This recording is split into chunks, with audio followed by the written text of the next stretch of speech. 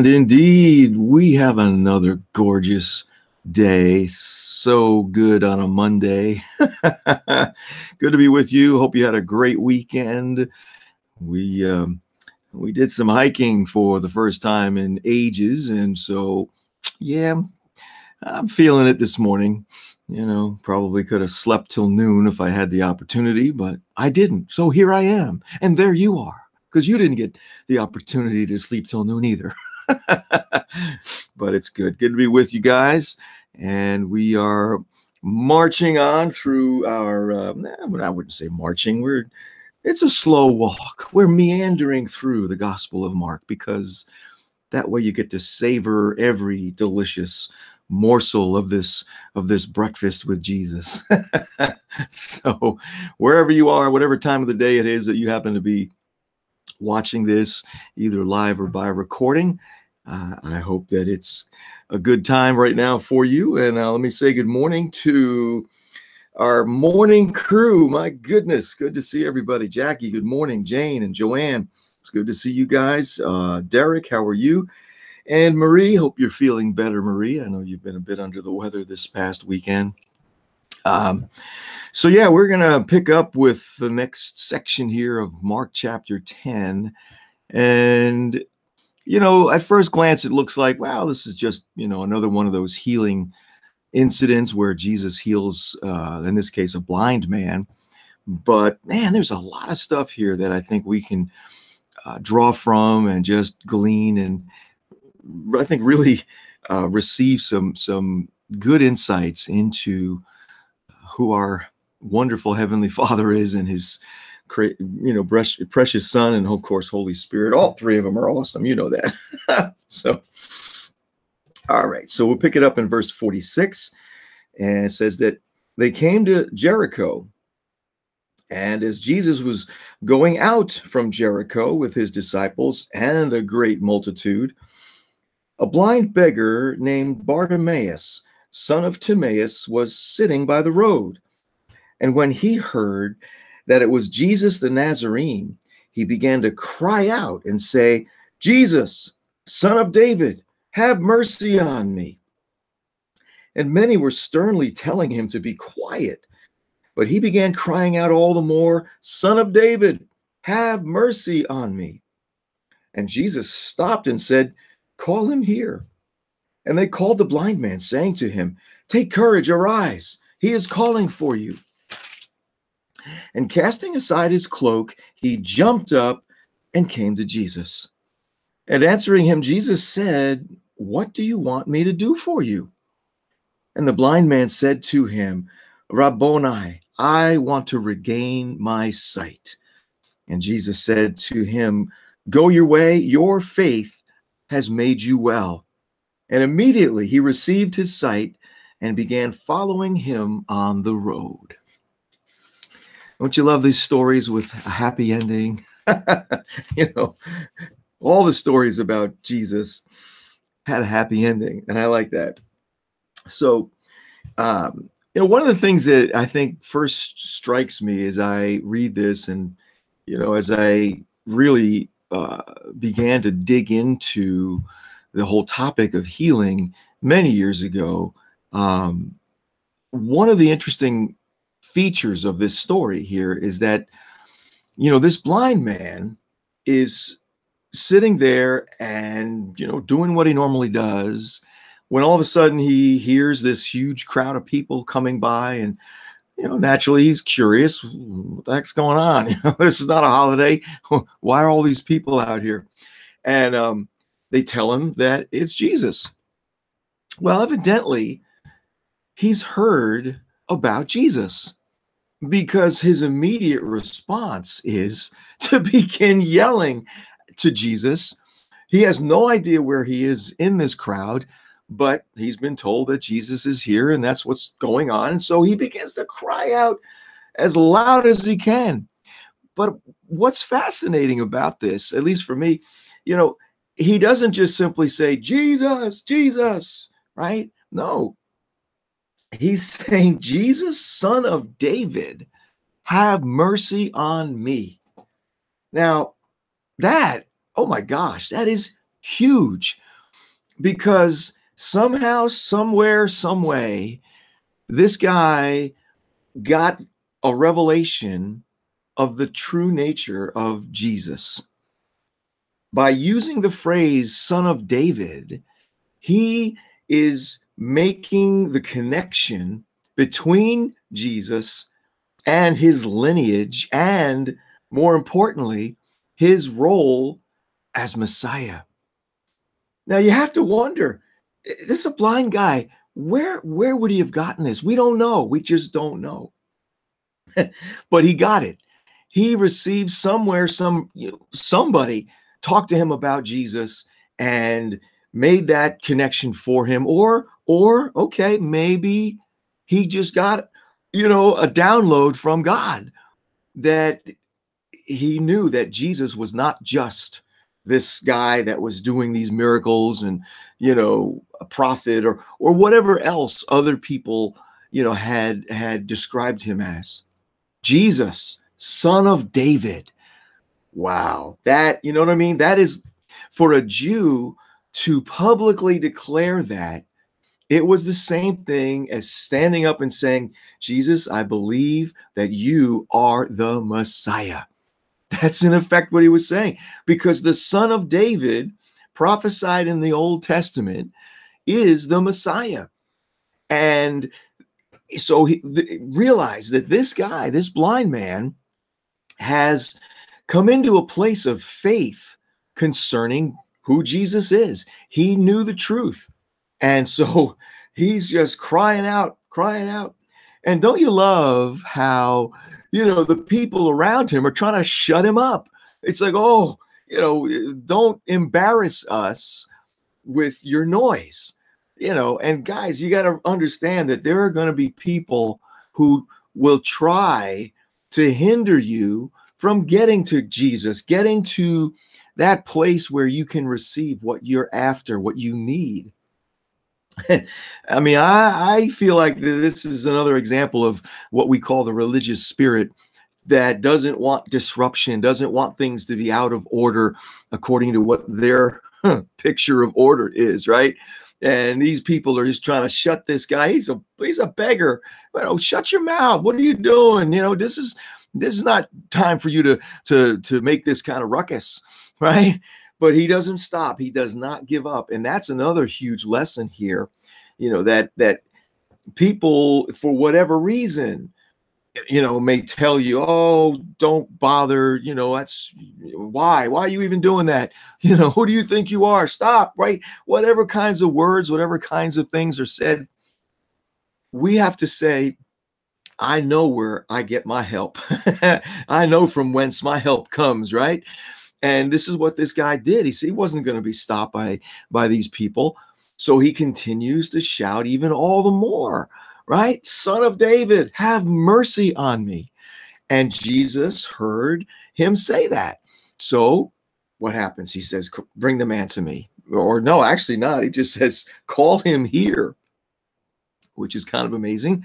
So the Bartimaeus gets up, comes to Jesus. And here's one, for me, one of the more interesting aspects of this story. Now, Jesus is pretty astute, okay? We know that Jesus was very intelligent. Nothing got past him. So it's kind of, I think we're pretty on safe ground to say that Jesus knew that this guy was blind, right? Because blind, people, they would be out all the time. And so he probably had seen this guy, who knows? But anyway, even just looking at the man, right? If you've ever looked at someone who's blind without their sunglasses on, it's pretty clear that they're blind. The way their eyes move, how they don't look directly at your face, at least initially until you start talking. So I'm pretty sure Jesus could see or could understand that this guy was blind. And so, yet, verse 51, Jesus asks him, what do you want me to do for you? I mean, come on. It's almost like, really? Why would you do that? Why, Jesus, why would you ask this man who's clearly blind what he wants you to do for him? I mean, I don't know if you ever noticed that, but this is what's happening here. And the thing I love about this is it really clearly illustrates how God, how the Father really relates to us as his kids, really as anybody, whether you know him or not. This is how he relates to us as human beings. Does he have all the answers? Absolutely. Does he have all power to fix whatever issues we're dealing with, whatever infirmity, sickness, disease, whatever? Does he have that? Yeah, of course he does. But he never presumes to impose his will, his desires on us, even if it's, patently obvious what we need. This man was blind. Everybody knew he was blind. Jesus, had to know that this man was blind. Yet he asks him, what do you want me to do for you? This is one of the most important, I think, truths about the Lord that we need to get. You see, we take a really passive approach many times to our relationship with him. It's like because he's God, because he knows all and has all power, we just kind of expect him to do stuff, I don't know, automatically, just kind of like, well, God, you're God, you do these things. And we maybe just kind of sit back and wait for him to do stuff. When here, it's so clear that Jesus is telling us a very important truth, that we have to participate in the process of our freedom, of our healing, of our destiny. What do you want me to do for you? Right? What is it that you really want? Because you know what? I don't know about you, but for a long time in my life, I didn't know what I really wanted. And a lot of that stems from how we're taught, what, the culture is that we're raised in. And, in church circles, at least the church circles I grew up in, it was always a matter of, Lord, not my will, but yours be done.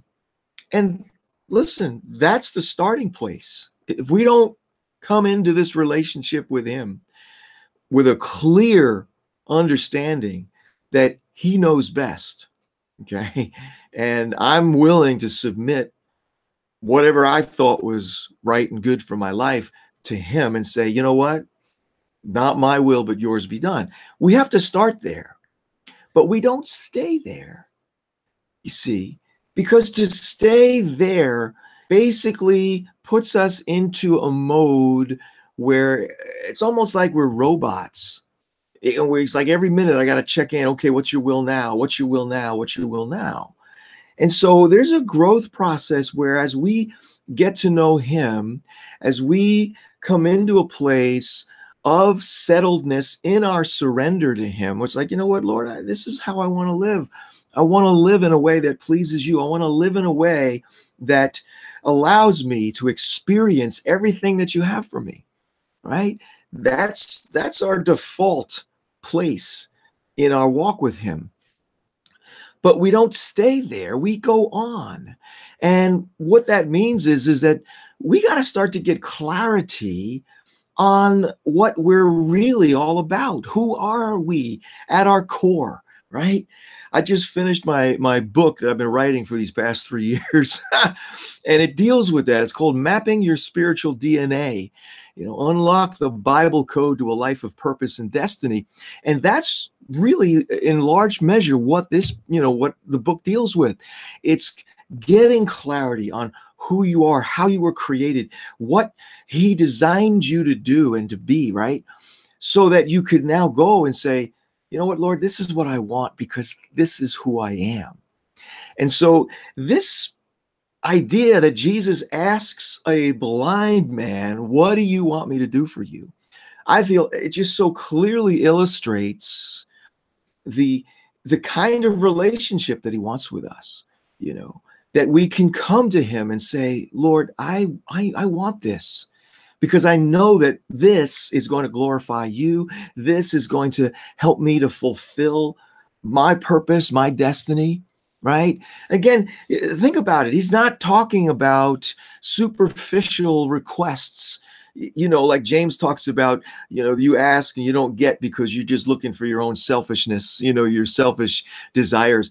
We're not talking about that. Again, it's a place of acquired trust where, you know what I mean, you've grown in your walk with him, and he's expecting us to tell him what we really want, because what we really want is already in us. He put it there. He put those desires, he put those passions, the things that matter to me aren't by accident. He created me to care about those things. And so for me to not approach him on that level and say, Lord, I really want to do this because it's so important, you know? And so he asked the blind man, what do you want me to do for you? And he says, I need my sight. I can't live the life that I was created for as a blind man. I just can't. And so Jesus says, no problem. Go. Your faith has saved you. And I love that. That's that Greek word sozo that talks about full salvation, not just, you know, spiritual, but it talks about wholeness and healing and everything being set right in your life. And so the blind man, blind Bartimaeus, right? How would you like to have your name attached to a defect? And that's what this poor guy, you know, is, oh, there's blind Bartimaeus, you know. He gets healed, he gets set free, and immediately begins to follow Jesus. See, this is what we're called to as well. We're called to a relationship with God where we recognize that he has a plan, he has a purpose for our lives. He has this place of close, intimate knowing of him and having him in our lives at the deepest level, so that we can become everything that he imagined us to be before we were even born. You know, the dream that he had of each one of us and what we would become, what we would do that would bring him all the glory that we possibly can.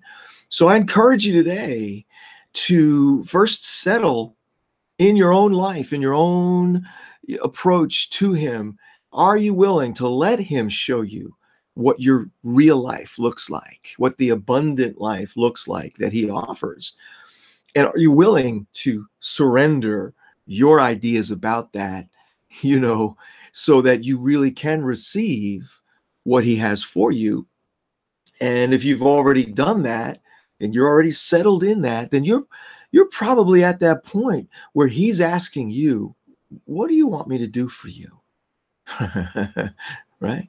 What is that burning thing that's in you that says, oh man, I want to do that. I just want to do that. That's the question. And only you can only you can answer that question. He is not going to answer that question for you. He'll show you what it looks like, but he will not make those words come out of your mouth. That's up to you and I. And as we ask him, as we partner with him in that heartfelt desire, in that heartfelt idea, vision, whatever it might be, he says, yeah, that's it. Let's go. Let's go. And I just love that. So be encouraged. I just love how he shows us, these awesome revelations about himself that we can tap into and enjoy It's just so cool. Good morning. Let's see who else we have on with us today. My goodness. Whoops. What happened here? Let's see. We have, I guess, yep, there we go. Go back up to the top. Jason, good morning. Jose, how are you, buddy? Karen, good to see you. Lisa, good morning. Lorraine and Catherine and Fred, my goodness. Ariane, how are you? Clarity is power. You got that right. Franny, good morning. And Joe, good morning. Thank you so much. I do appreciate you taking a few minutes out of your busy day to hang out with me. Hey, if you would, be my share bear buddy, please, and just share the video so that we get a few others to see this, hopefully, and jump in if they can. 8:30 Eastern every weekday morning. And feel free to reach out if you'd like to chat. I got an email address there for you, or Facebook private message. And as always, you can go back and watch any of these over on the Breakfast with Jesus 247 Facebook page. And so if you want to do that, feel free. Again, thank you so much. It's an honor to be with you, and I pray you have a great day and look forward to being back with you tomorrow. Until then, you be blessed.